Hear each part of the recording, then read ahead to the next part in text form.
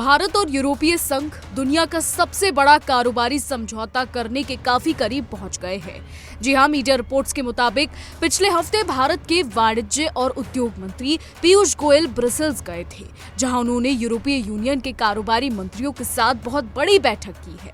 इस दौरान संभावित व्यापार डील को अंतिम रूप देने के लिए बातचीत की गई है। रिपोर्ट्स में कहा गया है कि ये बातचीत अब आखिरी चरण में पहुंच गया है। जून 2022 में व्यापार को लेकर भारत और ईयू के बीच ये बातचीत शुरू की गई थी, जिसकी मंजिल काफी करीब है। इससे पहले 2007 में भी भारत और यूरोपीय यूनियन के बीच फ्री ट्रेड डील एग्रीमेंट यानी एफटीए पर बातचीत शुरू हुई थी, लेकिन 2013 में तत्कालीन भू राजनीतिक हालातों की वजह से बातचीत बंद हो गई। बता दें, अमेरिकी टैरिफ ने भारत और ईयू के बीच ट्रेड डील को जल्द अंजाम देने का भारी प्रेशर बना रखा है, लिहाजा समय अनुकूल है। दोनों को एक व्यापार समझौते की जरूरत है। अमेरिका अब दोनों के लिए भरोसेमंद सहयोगी नहीं है और ट्रम्प टैरिफ ने भारत और यूरोपियन यूनियन की कंपनियों के लिए समस्याएं खड़ी कर दी हैं। इसके अलावा दोनों देशों को चीन से प्रभावी ढंग से निपटने में अपनी अपनी परेशानियां हो रही हैं।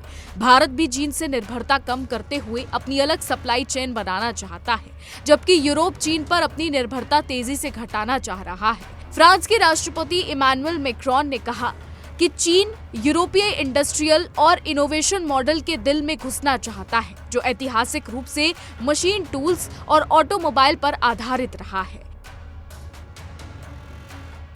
रिपोर्ट्स के मुताबिक चीन ने दुर्लभ खनिजों की बिक्री को काफी नियंत्रित कर दिया है। कई यूरोपीय देशों को बेचने से मना कर दिया है, जिसका यूरोप के सबसे बड़े मैन्युफैक्चरिंग सेक्टर ऑटोमोबाइल की फैक्ट्रियों पर भी असर है और कई फैक्ट्रियों पर बंद होने का खतरा पैदा हो गया है।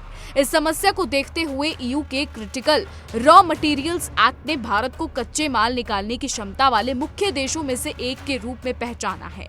भारतीय सरकारी कंपनी इंडियन रेयर अर्थ हर साल कई हजार टन नियोडिमियम ऑक्सीडाइज्ड बनाती है। ऐसे में भारत के साथ ट्रेड डील ईयू की चीन पर निर्भरता कम करने में मदद करेगी।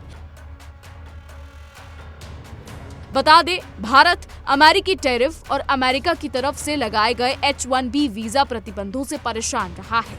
ऐसे में भारतीय प्रोफेशनल्स के लिए अगर यूरोपीय देश पूरी तरह से अपना दरवाजा खोलते हैं तो अमेरिकी असर को कम किया जा सकता है, खासकर STEM प्रोफेशन में।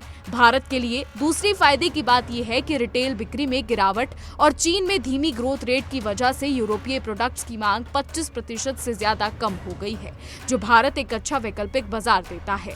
भारत अपने सामान आसानी से यूरोपीय देशों में बेच सकता है। वहीं भारत के पहले से ही यूरोप की दो सबसे बड़ी अर्थव्यवस्थाओं फ्रांस और जर्मनी के साथ बहुत अच्छे संबंध हैं। भारत में पहले से ही 600 यूरोपीय कंपनियां काम कर रही हैं, जिसके जरिए भारत को मजबूत फायदा हो सकता है। IMF के मुताबिक भारत अब दुनिया की चौथी सबसे बड़ी अर्थव्यवस्था है और भारत का ग्रोथ रेट 6% से ज्यादा है, जो D20 समूह में सबसे ज्यादा है। इसके अलावा यूरोपियन यूनियन के साथ फ्री ट्रेड एग्रीमेंट से भारत को शॉर्ट टर्म और लंबी अवधि दोनों में फायदा होने की संभावना है।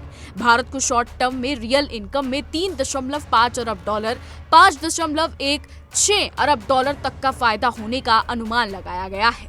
मीडिया रिपोर्ट्स की माने तो एफटीए लागू होने के बाद भारत से कुल सर्विसेज एक्सपोर्ट ईयू के मुकाबले कहीं ज्यादा बढ़ने की उम्मीद है, लगभग 20% बनाम लगभग 1%। यूरोपीय कारों के एक्सपोर्ट में 50% की बड़ी बढ़ोतरी होने का अनुमान है।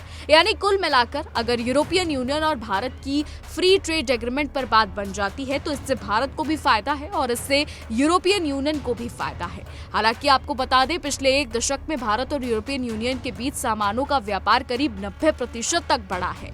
यूरोपियन यूनियन भारत का दूसरा सबसे बड़ा व्यापारिक पार्टनर है, जो साल 2024 में 140 अरब डॉलर के सामानों के व्यापार या भारत के कुल व्यापार का 11.5% हिस्सा है।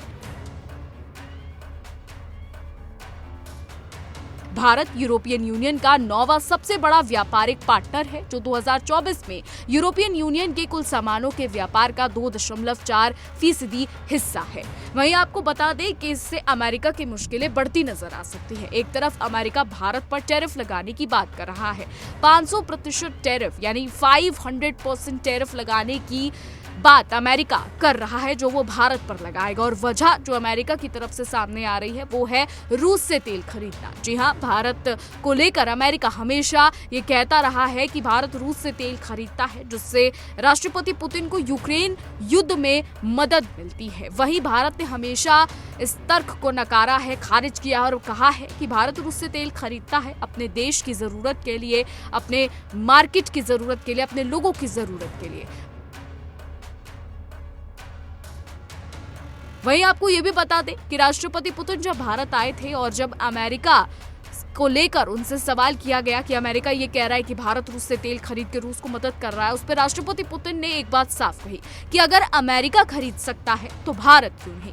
इसके बाद भी अमेरिका की तरफ से चेतावनियां आ रही हैं, अमेरिका की तरफ से धमकियां अमेरिका लगातार टैरिफ को लेकर दे रहा है। ऐसे में भारत ने अपना रुख साफ कर दिया है कि भारत अपनी विदेश नीति को चलाने के लिए किसी भी तीसरे देश के हस्तक्षेप को बिल्कुल भी बर्दाश्त नहीं करेगा। भारत को किसी तीसरे देश की जरूरत नहीं है अपने देश की नीतियों को चलाने के लिए। तो ऐसे में यूरोपियन यूनियन भारत का बहुत बड़ा साझेदार बन सकता है। वहीं यूरोपियन यूनियन के लिए भी भारत बहुत ज्यादा जरूरी है, क्योंकि IMF ने कहा है कि भारत उभरती हुई अर्थव्यवस्था है और आपको ये भी बता दें चौथी बड़ी अर्थव्यवस्था है। तो ऐसे में यूरोपियन यूनियन को भारत में काफी बड़ा मार्केट मिलेगा। बहरहाल अब आगे देखना होगा कि क्या कुछ होता है, अमेरिका का क्या कुछ इस पर रिएक्शन आता है। हालांकि अमेरिका बौखला जरूर जाएगा, लेकिन आने वाले समय में क्या कुछ होगा ये देखना दिलचस्प होगा। फिलहाल हमारी आज की रिपोर्ट में बस इतना ही। आपकी क्या राय है इस पर, क्या कुछ सोचते हैं, कॉमेंट के जरिए जरूर बताइएगा। और ऐसी देश और दुनिया की तमाम बड़ी खबरें जानने के लिए देखते रहिए इंडिया डेली।